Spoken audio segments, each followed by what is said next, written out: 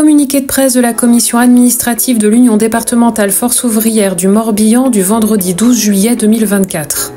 La commission administrative de l'Union départementale Force ouvrière du Morbihan, réunie de manière exceptionnelle ce vendredi 12 juillet 2024, se félicite du sursaut démocratique et du rejet des idées de racisme, antisémitisme, xénophobie, homophobie exprimées par les électeurs lors des législatives. L'ACA constate également que les électeurs ont pour la troisième fois depuis le 9 juin exprimé un rejet massif de la politique antisociale menée depuis des années par les gouvernements successifs et notamment ceux du président Macron. À l'heure où nous nous réunissons, nul ne peut dire quel gouvernement sortira des élections du 7 juillet. Mais nous affirmons que la vigilance de la mobilisation des salariés, des travailleurs privés d'emploi, de la jeunesse, des retraités seront plus que jamais indispensables. La responsabilité du mouvement syndical est désormais d'être à la hauteur des attentes qui se sont exprimées sur le terrain électoral en usant de tous les moyens qui lui sont propres.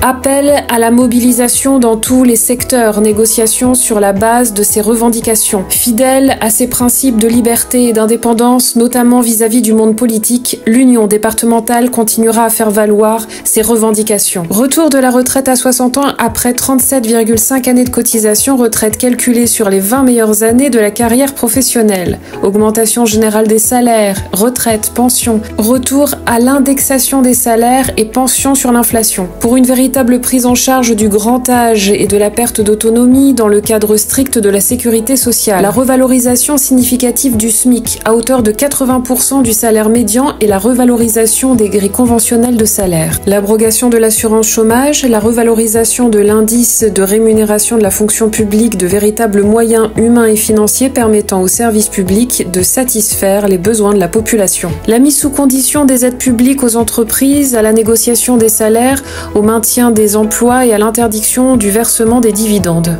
Abrogation du choc des savoirs dès la prochaine rentrée scolaire, création des postes d'enseignants nécessaires, abandon de Parcoursup. De véritables mesures permettant le renforcement de la protection sociale collective, arrêt des exonérations de cotisations sociales.